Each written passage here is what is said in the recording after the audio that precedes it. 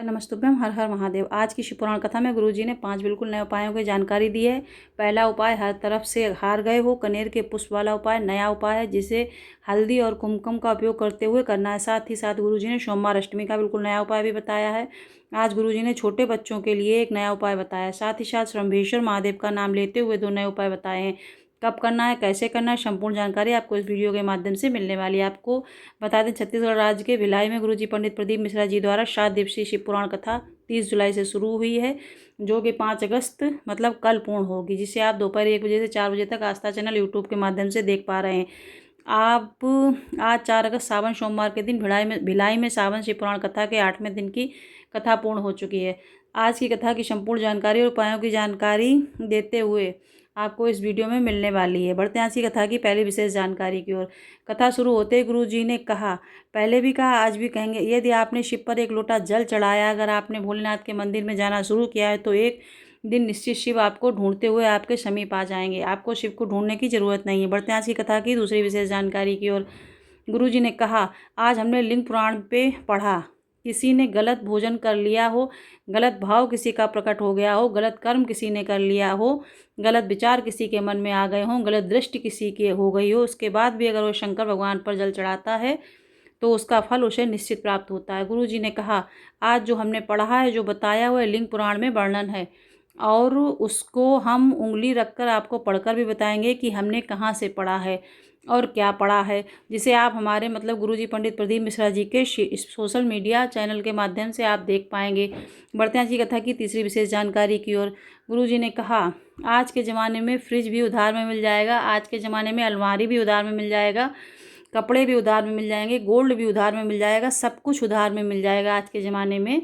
लेकिन सब्जी मिल जाएगी, आटा मिल जाएगा, दाल मिल जाएगी, सब कुछ मिल जाएगा, लेकिन आपको पुण्य नहीं मिल सकता। उसे आपको स्वयं कमाना पड़ता है। क्योंकि कई लोग कहते हैं कि हमारे हिस्से का पुण्य हमारे बच्चों को मिल जाएगा, हमारे पति को मिल जाए। ऐसा कभी नहीं होता है। अपने हिस्से का पुण्य आपको अपने कर्मों के द्वारा ही स्वयं कमाना पड़ता है। बढ़ते हैं आज की कथा की चौथी विशेष जानकारी की ओर।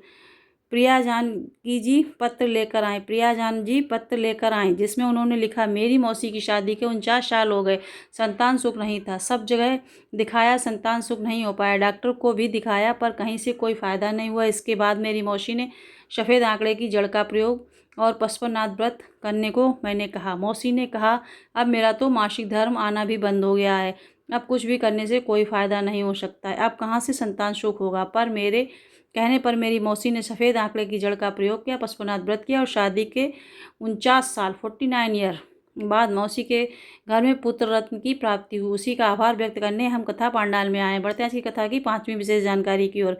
गुरु जी ने कहा, खाने से बीमारी नहीं होती है, अंदर जो भोजन गया उसे पचना चाहिए। अगर वो पचता नहीं है तो बीमारी आती है। तुम कथा सुन रहे हो, पर तुम्हें भगवान से दिल नहीं लगा पा रहे हो, तो तुम्हें कथा का कोई लाभ नहीं हो पाएगा। पहले भी कहा है, आज भी कहेंगे कि कथा में भीड़ लगाने के लिए मत आना, कथा में अपना भाव लगाने के लिए आना, अपना विश्वास लगाने के लिए आना। बढ़ते हैं आज की कथा की छठी विशेष जानकारी की ओर।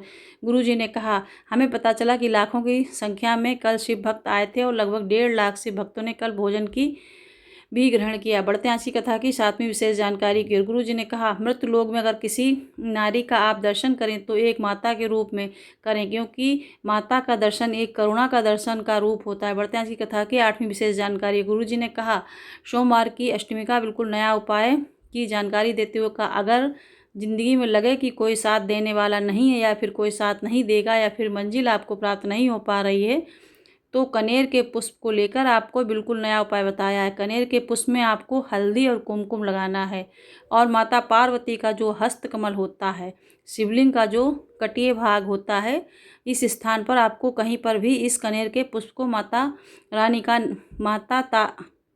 तारानी का नाम स्मरण करते हुए अर्पित कर देना है। हमें इंडिकेट करके भी बताया है, माता तारा रानी का नाम स्मरण करते हुए अर्पित कर देना है कि आपको कहाँ पर अर्पित करना है। इसलिए इस स्थान पर आपको इस कनेर के पुष्प को रख देना है, अर्पित कर देना। देवादिदेव महादेव और माता पार्वती की कृपा आप पर होकर रहेगी, ये निश्चितता है। पर यह एक विशेष उपाय है, जिसे आपको सोमवार की अष्टमी के दिन ही करना होगा। सोमवार की अष्टमी कब आएगी उसकी जानकारी चाहते हैं तो आप हमें कमेंट कीजिए, हम आपको उस जो है वो उसमें पत्रिका में देख कर के बताएंगे। बढ़ते हैं आज की कथा की आगे की जानकारियों की ओर।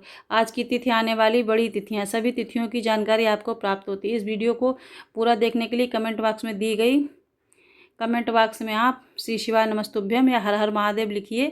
हम आपको और जो भी जानकारी आपको चाहिए कि अष्टमी कब है, कौन सी तिथि कब है, वो सब आपको बताएंगे, तो आप लिख सकते हैं। कथा की नौवीं विशेष जानकारी की ओर। शिव जी एक स्वरूप हैं, श्रम्भेश्वर महादेव, जिनका वर्णन करते हुए गुरु जी ने बिल्कुल नया उपाय बताया। गुरु जी ने कहा, अगर डॉक्टर ने कह दिया कि नारी या पुरुष शरीर में किसी भी स्थान पर अगर गांठ हो गई है तो डॉक्टर को आपको दिखाना है। डॉक्टर शिव का रूप होते हैं, जो ट्रीटमेंट कहें वह सभी ट्रीटमेंट लेना है, डॉक्टर की दवाइयाँ खाना, और ऑपरेशन के डॉक्टर ने बोल दिया है तो ऑपरेशन कराने के पहले एक बार आपको एक सरल और आसान उपाय करना है। एक कलश में आपको थोड़ा सा गंगा जल भर लेना है। इसके बाद अपने घर का जो जल है उसे पूरा डालकर कलश को फुल कर लेना है। इसके बाद अपने हाथ की हथेली में, सीधे हाथ की हथेली में एक चावल का दाना रखना है, उसी के ऊपर जल का कलश रखना है और इस कलश को पूरा जल आपको शिवलिंग के ऊपर श्री शिवाय नमस्तुभ्यम बोलते हुए श्रम्भेश्वर महादेव का नाम लेते हुए अर्पित कर देना है। आप चाहो तो जल अर्पित करने से पहले एक बेलपत्र भी अर्पित करें या फिर जल अर्पित करने के बाद एक बेलपत्र अर्पित कर दें, पर बेलपत्र भी आपको अर्पित करना है क्योंकि इसे आपको प्राप्त करना रहेगा। पूरा जल अर्पित करें। इसके बाद आपने जो एक चावल का दाना अपने हाथ की हथेली में रखा था, जल अर्पित करने के बाद उसे आपको शिवलिंग के ऊपर अर्पित कर देना है। इसके बाद श्रम्भेश्वर महादेव का नाम लेते हुए रोग मुक्ति की कामना करते हुए उस एक चावल के दाने को और एक बेलपत्र को आपको प्राप्त कर लेना है और घर ले आना है। और सुबह के समय आपको बेलपत्र का आचमन कर लेना है और शाम के समय आपको चावल के दाने का आचमन कर लेना है। इस प्रकार से आपको ये उपाय करना है और आचमन करते समय भी आपको श्रम्भेश्वर महादेव का स्मरण जरूर करना है। बस इतना ही करना है। इसके बाद आप डॉक्टर के पास जाएं, डॉक्टर जो करे वह सभी चीज़ें करें, आपको लाभ जरूर देखने को मिलेगा। बढ़ते हैं आज की कथा की 10वीं विशेष जानकारी की ओर। श्रम्भेश्वर महादेव से जुड़े एक और नए उपाय की जानकारी देते हुए गुरुजी ने कहा, बच्चे के दिमाग काम नहीं कर रहा है, बच्चे का शरीर काम नहीं कर रहा है या फिर कोई अंग काम नहीं कर रहा है, मुंह से लार टपकती रहती है, किसी प्रकार की समस्या होने पर आपको बच्चे को डॉक्टर को तो दिखाना ही है, पर साथ ही साथ एक सरल और आसान उपाय करना है। गाय का दूध आपको लेना है और जिसे आपको श्रम्भेश्वर महादेव का नाम लेते हुए शिवलिंग पे अर्पित करना है। 1 चम्मच ही सही गाय का दूध मिल रहा है तो उसे प्राप्त करना है, शिवलिंग पे अर्पित करना है। थोड़ा सा प्राप्त करके उसे बच्चे को चटाना है। थोड़ा सा बच्चे को चटाएंगे तो आपको लाभ जरूर देखने को मिलेगा। बढ़ते हैं आज की कथा की 11वीं और अंतिम जानकारी की ओर। विशेष जानकारी देते हुए गुरुजी ने बताया, 6 अगस्त सावन के प्रदोष के दिन सीहोर में कांवड़ यात्रा होगी।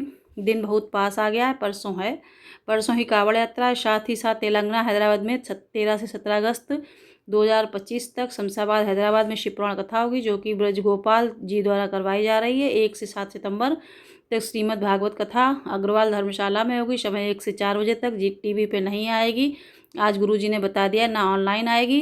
इसके साथ ही साथ 4 से 8 नवंबर 2025 तक श्रीलंका में भी शिव पुराण कथा होने वाली। वीडियो में बताई गई जानकारी संबंधित कोई भी प्रश्न हो तो आप हमें कमेंट करके पूछ सकते हैं, या फिर आपको अगर और कोई जानकारी चाहिए तो आप हमें पूछ सकते हैं। प्लीज़ हमारे चैनल को सपोर्ट कीजिए और अगर आपको हमारे चैनल से कोई भी अच्छी जानकारी प्राप्त होती है तो आप सपोर्ट कर सकते हैं और कुछ भी पूछना है तो आप पूछ सकते हैं। श्री शिवाय नमस्तुभ्यम, हर हर महादेव। आगे हरतालिका तीज, गणेश चतुर्थी। अगर आपकी कोई मनोकामना नहीं पूरी हो रही तो एक साल आप गणेश चतुर्थी व्रत रह के देखिए, ज़रूर ही मनोकामना पूरी होती है। उसकी अगर पूरी वीडियो चाहिए तो आप हमें कमेंट में लिखिए श्री शिवाय नमस्तुभ्यम या पूछिए तो हम बता सकते हैं, नहीं तो हम कोशिश करेंगे आगे वीडियो डालने की। अभी तो हम रामचरितमानस मास पारायण कर रहे हैं तो हमारे पास टाइम नहीं रहता। आज हमारा मास पारायण खत्म हुआ है, अब कल हम देखेंगे। श्री शिवाय नमस्तुभ्यम, हर हर महादेव।